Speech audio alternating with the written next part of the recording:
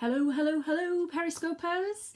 It's a glorious day here. Well, actually, I'm saying that and the clouds have come over. It's been sunshine and showers, so I'm hoping for a rainbow. So I hope it's fab wherever you are. And today, what I promised to do was explore a bit more about mindset. And actually, today's topic has come from someone who watched yesterday's broadcast. I don't know if they're a Periscoper or someone that caught the video somewhere else, but the question was around how do I get over the fear of doing videos? So as one who's learning from this experience herself, I'm very well qualified to talk about that. So that's what I'm going to be talking about. Feel the fear, then what? So welcome, welcome, welcome. And please do share this out. Make sure that you're following me so that you can catch any other broadcasts. I've done a one every day this week, and I'm continuing certainly for the rest of this week and into the beginning of next week on a daily basis. So I hope to see you there. So share it out. If you're on the replay, please also make sure that you follow, share, and listen up. Okay, so before I go into the topic, I just want to talk, well, I don't want to talk about who I am, I just want to tell you who I am. My name is Julie Johnson, and I work predominantly with service providers and micro business owners, people generally who sell their expertise, and I help them explore, kind of go inside. Hello. I'm very well, thank you. Yes, I hope you do continue to listen. So I help people explore inside and figure out how their mind works so that they can then step into a more successful life and business. And they can do that because they understand themselves better and they know where they've been stopping themselves. And that clarity gives you focus, and that focus helps you create the life and business that you want. So that's who I am. And the topic today is feel the fear, then what? And as I said, that actually came from a question. Now it was a private tweet to me. So obviously the person didn't want to be identified, which is fine. And actually it's a great topic. So feel the fear, then what? What I want to do is explore fear, first of all, where it comes from, what it is. Thanks for the hearts there. Hello. I also want to help you identify your top fear and then give you 2 top tips, things that you can do next. So it's feel the fear, then what? Well, I'll give you a couple of ideas of what. One is really simple and one will take a little bit more work from you. So how does that sound? Does that sound good? Can I have a thumbs up, a heart, a hello? Okay, so let's get started.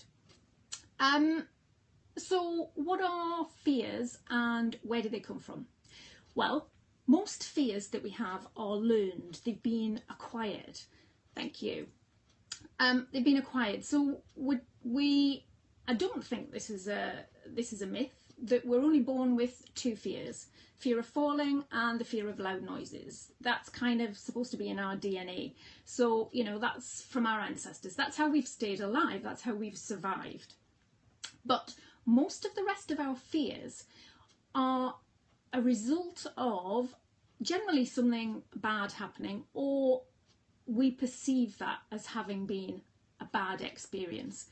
And the thing about fears is they're not rational, so you can't use logic and reason to kind of get yourself out of this. That's coming from your head, and that's not where they're held. Fear to me is trapped energy. It's trapped in your body. So what comes up when you're feeling fearful is that you feel it physically. Those memories are trapped emotions, and that resurfaces for you. So every time you have that fear, that sort of a learned emotion and feeling comes up for you. And that physical the physical aspect is really important, because when we're scared we tend to hold our breath. Thanks for inviting people, Pascal, and hello, by the way, I haven't seen you on here for a while. Okay, so I kind of need to hold that thought in terms of the physical aspect, because that's one of my simple tips, but I'll go through that very soon, because what I want to talk about is your specific fears. Now, your subconscious mind is a bit like, now maybe I have to kind of backtrack a little bit and just explain, because if you don't know me, I'm a dancer. Absolutely love to dance, and I use dance a lot when I'm teaching people and when I'm working with people in terms of a metaphor. So if you imagine your life as this fabulous dance show and you are the dancer on your stage, if you then think about that in terms of your conscious mind and your subconscious mind, so your subconscious mind is like the crew, it's like the dance crew, it's like all of the people that you don't see that sort out the lighting, the music, the staging, the costumes, whatever.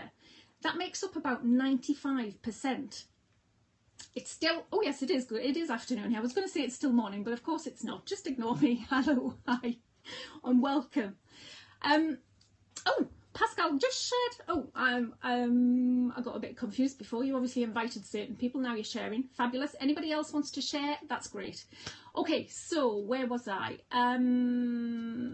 Explaining the dance show. Yeah. So your subconscious mind makes up about 95% of the whole, which means your conscious mind, you as the leader, you that leads and directs this marvelous dance show, only makes up about 5% of the whole. So when you think about it like that, it's not surprising really that it can be, I call fears your showstopper, even for men. You mean dancing, Pascal? Of course men dance. Have you not seen Michael Flatley? There are loads of fabulous dancers. Anyway, if you don't want to think of it as a dance crew, think of it as a crew aboard a ship. You're the captain of the ship, and your subconscious is the crew. So you can be directing and saying, well, now I don't know my ship metaphors, but 5 points to starboard or whatever. You see, now that's something I must say. Anyway, going back to the analogy, where was I? Oh, I've lost my train of thought now. Yeah, captain of the ship. If you don't want to be a dance crew and the director of the dance crew, captain of the ship saying 5 points to starboard, and the crew's going, not on your night. There's no way we're going there. So it's kind of, that's how it can stop you, and you're not even aware that that might be an issue for you. So what you need to do is get that crew aligned with you as the leader. Okay, now I've lost my train of thought again.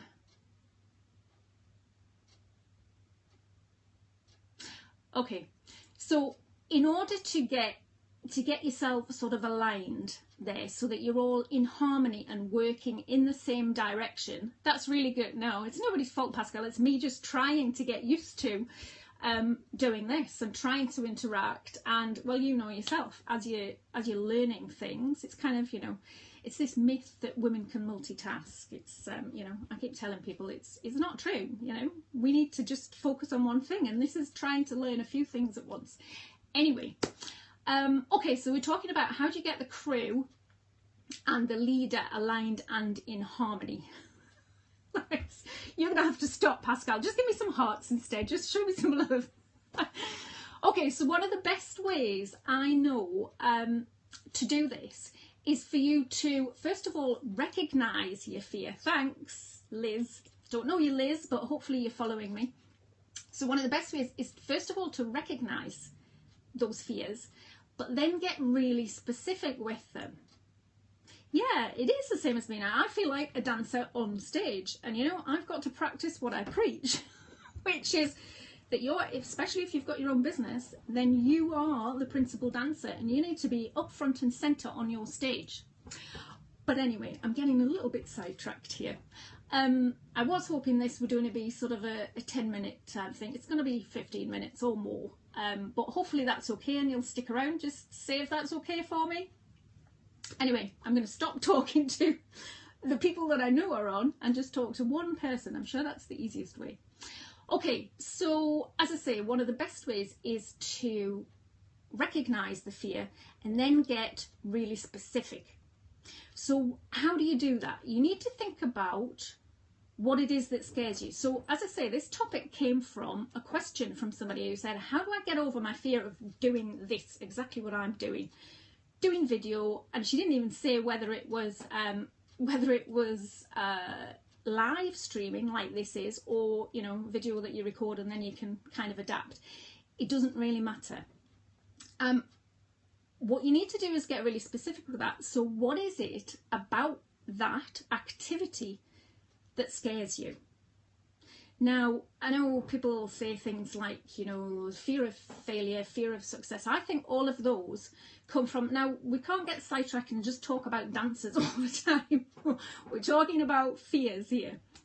So I think a lot of those fears they're too general, and they come from very specific things. Things like a fear of not being good enough, of the unknown, of being ridiculed, of looking silly, of not being listened to or not being heard. That can be a biggie. So I want you to think about some of your fears and ask yourself a really specific question: is what is it about that scares you so much? And just, now you can share it with me if you want, or you can just give me some hearts to say, yeah, I've actually thought of something, and I get really specific, because there's two things I'm going to suggest that you do with that. One is really simple, and the other is we need to go into a few more questions. So the first one is, remember I said that the physical aspect is really important, and that's because what we tend to do when we're really scared is hold our breath, almost trying to kind of push it down or dispel the fear somehow. And one of a really profound statement, which is so simple, yet I found to be so, so true, is, and I'm trying to think who said it, I think it was Dr. Fritz Perls, who was the founder of Gestalt therapy even. And he says, great, don't know your name, pretty doolally, but embarrassing yourself, yeah, that's what you're afraid of. That you are not alone. A lot of people are afraid of that, including myself. Although fear is maybe a bit of anxiety now rather than a big fear for me, because I'm actually doing it. Okay, so I was talking about the Dr. Fritz Perls and this statement, this thing that he said that just had such a profound impact on me, and yet is so simple, because what he said is fear is excitement without the breath. Now just think about that, because I said when you're fearful, that's trapped energy in your body. That's, you get the physical sensations. Usually it's in the pit of your stomach. Sometimes with people it's in their throat, it's wherever. It's kind of physical. And that same feeling, just think about a time when you've been really excited, because for me, that feeling is exactly the same. So what he was saying is breathe into it. And it's almost like flipping a switch, because when you can breathe fully, so I'm talking about very deep breaths. If you kind of put your hand on your abdomen, on your stomach, and take some deep breaths in through your nose and out through your mouth, so you can actually feel your hand moving, that can change the fear to excitement. Now I know for some of you that might be kind of, oh yeah, that sounds a bit too simple. Well, very often the simple things can have the biggest benefit. So if you haven't got much time and you kind of, you know you've got to do something, you're about to go on stage, you're about to do something like this, take some deep breaths, and you can transform that feeling, because it's all around perception, it's all around feelings that haven't been, that you haven't really been conscious of, and you can change that into a feeling of excitement. Okay, so that's a really simple way. So remember I said, recognize your fear and get really specific. So you may have a few fears, that's okay, you can go away and do some work on this later. But for now, that one fear. Now, I can't remember who it was, so my apologies, but someone there said fear of being embarrassed. And I have a sense that that may be where the questions come from, and not necessarily, I don't mean you, but I mean that could be the same kind of issue that the person who asked me the question was sort of fearful of. So the next thing I want you to do is to figure out, or to ask yourself, what does that mean? So if I'm afraid of being embarrassed, what does that mean I believe about myself? Now, I was going to say think about this, but actually it's best to just allow something, just ask that question, and what's the first thing that pops into your mind? So it might be, well, I really believe I'm not good enough, or that I'm stupid, or I don't know enough, or whatever it is. I don't want to put words into people's mouths, but I want you to figure out for you what that is. What does it mean you believe about yourself? And then when you have that, when you've written that down, that's fine. Hopefully catch me on the replay. Make sure you follow me, and then you'll be able to get subsequent ones as well. Thank you. When you've asked that question and you've got an answer to that, then what does that mean you expect? What does that mean you always expect? So in that same example, for instance, it may mean that you always expect to be found out, or you always expect that nobody's going to want to listen to you. So what is it for you in relation to your specific fear? What that means you believe about yourself? What are your expectations around that? And remember, I said fears are learned. It's kind of repeated behaviour in terms of how you feel and what that means you do or don't do. And that will likely have led to you establishing a set of rules for yourself. Now, sometimes your rules are really helpful, and sometimes they're really disempowering and really hindering and limiting. So what do I mean by rules? Well, rules are kind of like a structure that you set up. Sometimes it's kind of the way you think about yourself and the world, what you say to yourself, how you see the world. So if you listen to any of my previous ones, I go into that in a little bit more detail. So it would be a good idea to catch those. Check back on Twitter, or check out my Facebook page, which is Julie Johnson Biz, and you can listen to them there. So I'm just thinking of rules for the story, rules for the kind of example. Great, see you later. Or rather, you'll see me. I won't actually see you. Okay, so rules give you structure. Sometimes it might be easier to think of them as stories that you tell yourself. So in that example, some of those stories might be, I can't teach people because I don't know enough myself. So that's kind of a rule or a structure or a story that you've set up around this that's true for you. It may not be actually true, or true, but it's true for you at this moment. Another one could be something like, I always have to work harder than anyone else, or I have to hide my ignorance so people don't find me out. Whatever that is for you. Again, I don't want to put words into your mouth, but I want you to just think about what all those things, so fear, belief, expectation, what that means in terms of what you sort of say out loud and to yourself. And that's kind of a structure, that's a way that you see the world. But they're just stories, because we see the world as we are. Okay, one last step, which is, obviously I've given you one tip, which is the breathing. This tip is to go through these steps, and one last part of this step is to look for alternative evidence. So if you've set up a rule or structures or stories around those things that I've just shared, then there is going to be different evidence that you're just not conscious of yet, that you're not aware of yet. So again, if you listen to yesterday's, and I talked about flipping the question, and I talked about a different way of thinking about your conscious and your subconscious mind. If you think about your mind as a Google search engine, when you're inputting certain words and phrases, so your rules or stories, then what you get back, it goes searching for the evidence. So we already know you've got loads of evidence to confirm, because that's what you believe, that's what you expect, that's what you're afraid of, and that's kind of a self-perpetuating circle, if you like, or cycle. What you need to do is ask a different question, or look for alternative evidence. So again, think about your own situation, think about the rules or the stories, and then look for the exact opposite. So in that example,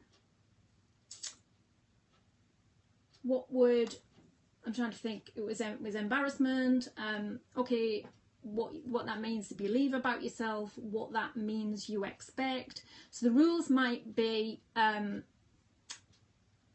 alternative evidence might be times when you have put yourself out there and actually you've got some acknowledgement or validation, or times when you've said, I don't really understand what's going on here, and people thanked you for it because they've actually agreed and you were brave enough to put up your hand. So there will be alternative evidence. It's just you're not being consciously aware of that. Okay. Once you've got that alternative evidence, then you can set up new rules. So I know that's quite a long lesson. It's even longer than I thought it was going to be, but hopefully that's been really useful for you. It's kind of been a sprint or a dance through your fears, what they are, where they come from, what your main ones are, one really simple way to tackle, and one that's a little bit, it's not complicated, but it just takes a little bit of work to kind of work yourself through those. But once you've identified one fear, you can do the same for others, and you can take yourself on that journey or on that dance through and come out with alternative evidence and brand new rules. So that's what's next. Breathe, or you have new rules that allow you to move forward without the fear, or with the fear diminished. And of course, the more you do, the smaller that fear gets. Excellent. So if you've enjoyed this, I know some people had to leave because I've taken a bit longer than I thought I would. Can you just give me some hearts to say that was worthwhile for you, or you've got something from that? That would be useful for me. And share it out if you have got value. That would be fab. Thank you very much. And the other thing, actually, there's two things I wanted to say, because I'll be on the same time tomorrow. But if you like this, if you like this lesson, then I go into much more detail in this book. Oh, that looks really weird because, of course, it's the wrong way around. But it's called Stepping into Success, and I've got exercises in there that actually take you through this process in much more detail with great examples. Thank you. Okay, so I shall see you same time tomorrow. If you've got any specific questions, please either share here now or catch me on Twitter, and I'll make sure that I start to answer more of your questions. That's fabulous. See you tomorrow. Bye for now.